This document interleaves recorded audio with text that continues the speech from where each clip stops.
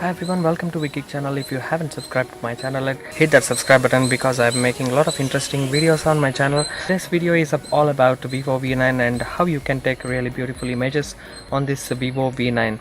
So this is a really beautiful phone and you have got a plethora of settings inside the camera user interface, so you can utilize it properly to get that really extra detailed pictures. So we shall go through all of the settings and I'll show you how you can utilize this camera user interface to its maximum extent. So let's take a look at it.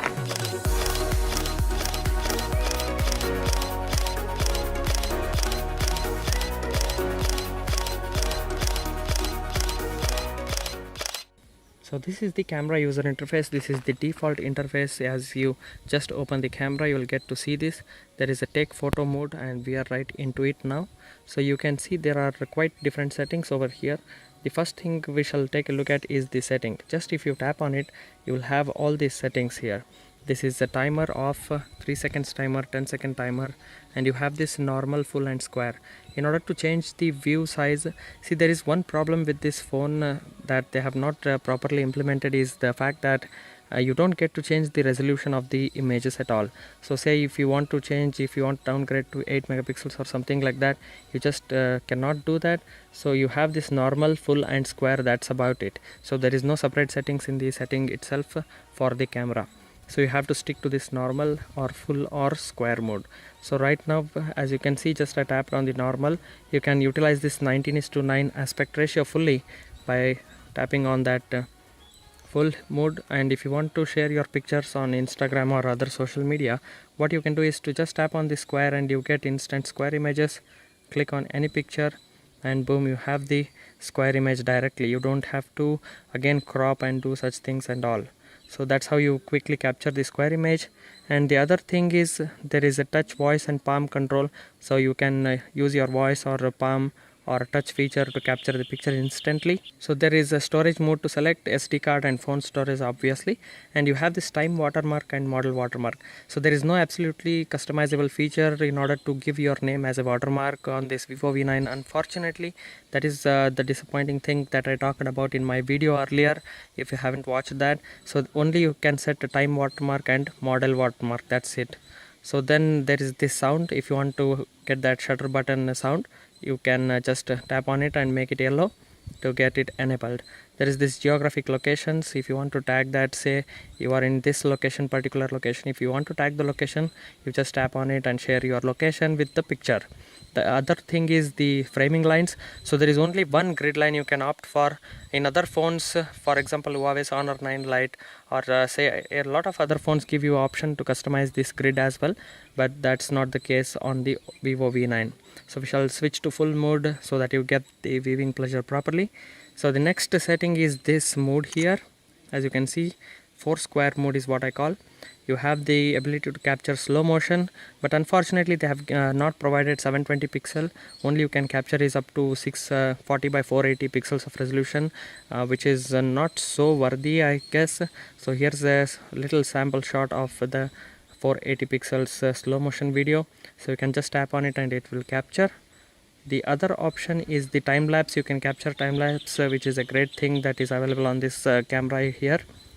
The other thing is the Ultra HD mode. What you can get is the really great images on this Ultra HD mode. So, but in order to get that extra detailed image, you have to have very stable hands, otherwise you'll get blurry pictures. But still, while capturing landscapes and other things like that, see, the Ultra HD mode will give you really sharp and detailed images all over. So that's how you can use the Ultra HD mode. If you want to just go back to normal, just tap on this cross mark and you will be back to take photo mode again. The next thing here is the live photo. What it basically does is it captures a little short clip with the audio so that you can view it as a GIF or sort of like that. So that's the live view. Just will capture and show you. For example, if I tap on this and here you go. So just tap and hold like this, and as you can see there is little movement. It will actually capture the before frames of the whatever image here it is, and it will give you as a live photo. The next thing is the bokeh mode. This is the very famous and what this time they have done is I'll just show you to from other location. We shall move further here.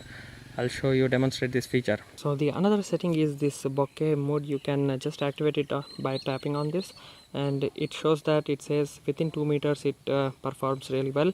So just as you can see that there is a small leaves branch over here, and if I tap on that, tap to focus will get activated, and as you can see there is a small number here, 0.95, and they have given you a slider to move it upward and downward. So if you keep moving upward, the numbers will reduce f2.0 and something lower than that. So the lesser the number, you get the more background across the picture and only the subject will be in focus, just like as if you are capturing on a DSLR camera and setting the aperture value. But this is just a software implementation, not hardware wise, but still you can get a lot of blurred picture with blur background and subject in focus. So just I'll show you now. Tap on the picture to focus, and I'll reduce the number to around, say around f2.0. just tap on this, and boom, as you can see now the subject is absolutely in proper focus, and there is a lot of blurriness going on around the frame. So this is how you capture, you use the, and one interesting feature what they have given is you can later, after capturing the image, you can tap on this portrait bokeh, and again you can change the number in order to bring everything in focus, or say only some part of the frame in focus. See, just you can tap around and how the image changes its focus. So these are the very interesting things they have implemented this time on the Vivo V9. But I still say that they have not implemented very neatly, but still for some purposes you can use these modes. So this was the portrait bokeh. The next thing is the HDR. Say that there is a lot of bright subject upper the frame and the dark subjects lower the frame. What you can do is you can compensate that using this high dynamic range mode. So you can set it off, you can switch it on permanently, or you can leave it to auto mode. So this is how you can set the high dynamic range. The other setting is this flash. You can permanently switch on the flash, switch off, or in auto. So these are the settings available on the auto mode. So there is one small circles here. If you tap on that, you get the live filters, wherein you can change to get some really interesting filters, just like how it is available on many other phones. So you can use that funky filters. If you just remove this filter and you swipe around, you get to video mode, you get to AR stickers. And one interesting thing is that in the video section you get to capture 4K video footage from this Vivo V9, which is an awesome thing for a phone like this. So there's not a lot of tweaking things you can do, but still you can capture at higher frame rates to get very nice and detailed shots of any subject. So that's the 4K for you. And if I just swipe around, you will get to face beauty, and you can use this face beauty to capture some really close-up shots of any particular subject to get that extra blur. See, again you can compensate with exposure value like this, up and down, and then tap on the picture to get in focus, and boom, capture. So this Vivo V9 can really capture good macros as well. And if you swipe around, you get to the professional mode. This is what makes this phone really interesting, because you have the live view mode, wherein whenever you change any of these settings, it will live show you how the picture will come after you take the picture. So that's a very neat thing they have given. If you just tap on this, there is a electro level meter, so you get the electrometer to decide on the horizon. So you will know that the horizon is proper and in line, so you can capture really nice composition pictures using electro level meter. The next thing is this white balance. Say you are in indoor and you are not getting proper colors, you can just change to other white balance and see which color is accurate. One useful feature is missing is that you cannot customize the auto white balance number. So white balance number cannot be customized to your liking, but still they have given some default modes.